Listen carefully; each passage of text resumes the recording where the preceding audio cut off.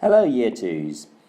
This guide is for our computing, for their first lesson looking at spreadsheets, and this is a guide for if you are using the iPad or using an Android tablet or device or a Chromebook. If you are using a PC or a Mac, you need to be looking at the different video because this one won't be much help for you.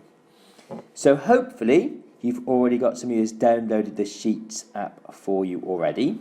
So I'm just going to go ahead and I'm going to just click on the word Sheets, and that's then going to bring up this little page here. When you try to log in at home, it may well ask you for your username and password.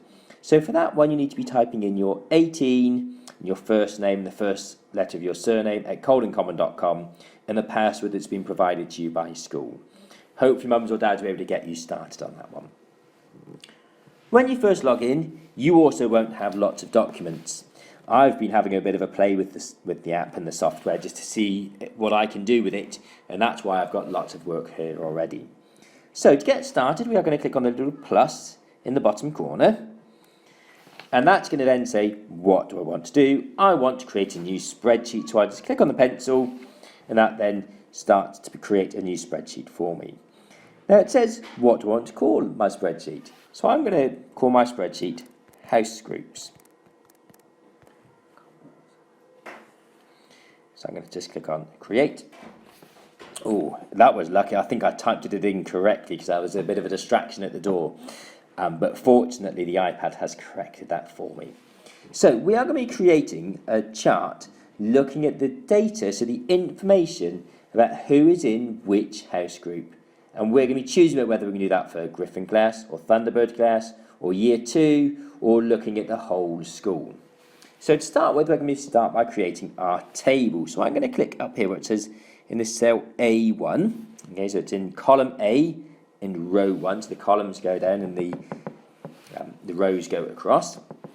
And I need to write in here house group names. Where it says along the bottom, enter text or formula, I click in that box.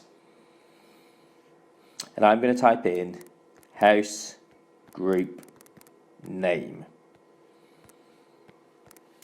Press the enter key, and that puts that bit of information in for me. I'm then going to start typing in the names of some of my house groups. We've got Bedivere, and all this information is available on Seesaw. We've got Galahad, we've got Lamorak, and we've got Lancelot.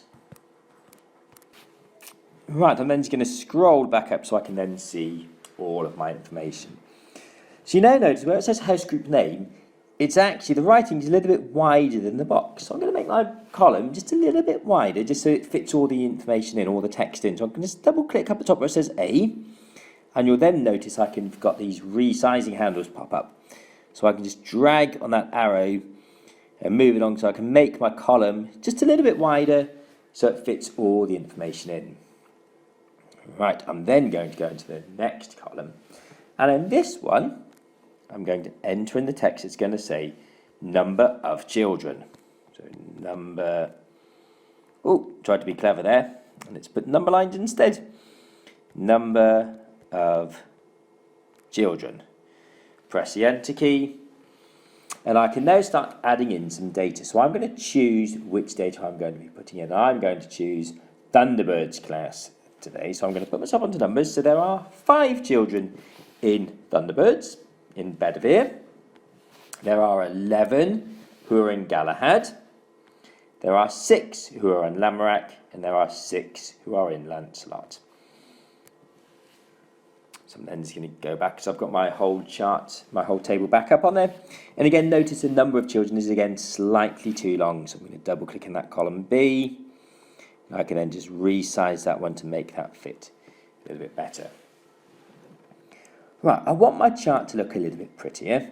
So the first thing I'm going to do is I'm going to make all of my text to be centered within the box. So I'm going to click in this first box, column A1, and notice we've got these little blue circles appeared in the corner. So I'm going to just drag that bottom right corner down, and I can then select all of my information, and I can then use the center button up the top to put all of my information in the middle. I'd also like to make my top bit of writing bold to make it stand out a little bit more.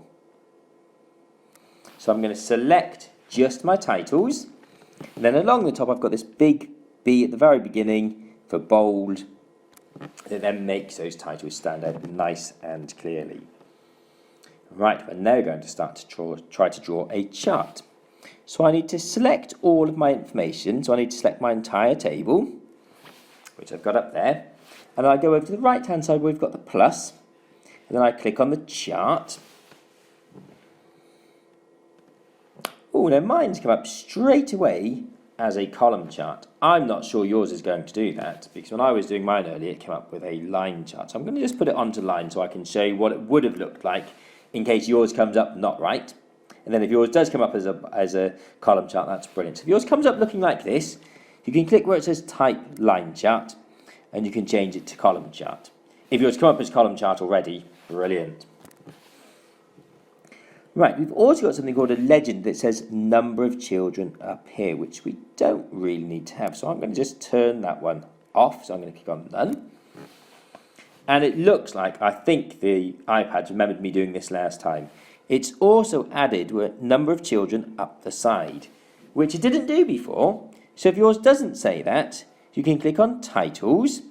And that one is the one that says left vertical axis title. And in there you can type in number of children. I'm also going to add a chart title. So I'm going to get that information there, and I'm going to put in a chart to show the number of children in each house group in Thunderbirds. Then click on update title, and that then adds that title to the top for me as well. I then click on the little tick on the side, and I've then got my chart on inside of my spreadsheet. But you'll notice it's not put in a very nice place for me. It's kind of made it a bit too big so I can't see my table. So if I click on my chart, I've then got this blue box around the outside. I can then just hold my finger down on each of the blue edges, and I can just resize my chart so it fits nicely with my table. If you want to, you can go on to create another chart and another table by the side to show some different information. So you might be able to compare the number of children in Griffin class to the number of children in Thunderbirds class. Now you might be thinking, oh, I've got a good idea, I'm just going to change my numbers in here. But if you change your numbers, let's see what happens. So Bedivere did have 5 children. Let's see what happens if we change that to a 9. So can you see, as soon as I've changed it, it's automatically updated my chart as well. So those two ideas, those two things are linked. So if I change something in the chart, in the table, it also changes it in the chart. So we need to make sure we would need to be creating a new chart and a new set of data, new table for that one before, if you want to be comparing those two things. Right, once you're happy, you need to be sharing it with us back at school. So to do that, you need to use the share button, which can be found under this ... on the right hand side. And then you're going to click on the word that says share and export. Now all you need to do is just click on the word that says copy link. And it won't look like it does a lot, but it does say down the bottom, link copied to clipboard. I'm then going to go back to the home screen, and I'm going to go and find Seesaw, log myself into Seesaw. Now, your Seesaw is going to look slightly different to mine because I'm logged in here as a teacher. Okay, but I hope it will look similar-ish. So I will go along to activities. I'm going to find my computing one and click on add response like we normally would. Now, you won't get the option of choosing a name. You'll be just uploading straight as yourself. But then you come up with this box here. Now, normally we've been uploading photos of our work. But today, for our computing, we're going to click on the word that says link.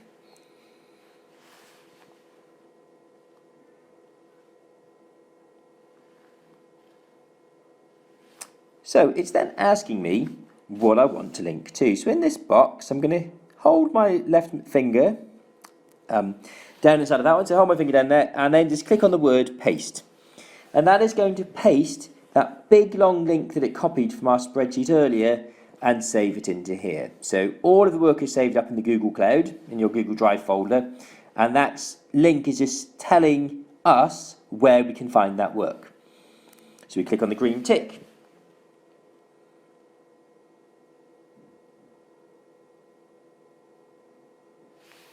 and then click on the green tick again.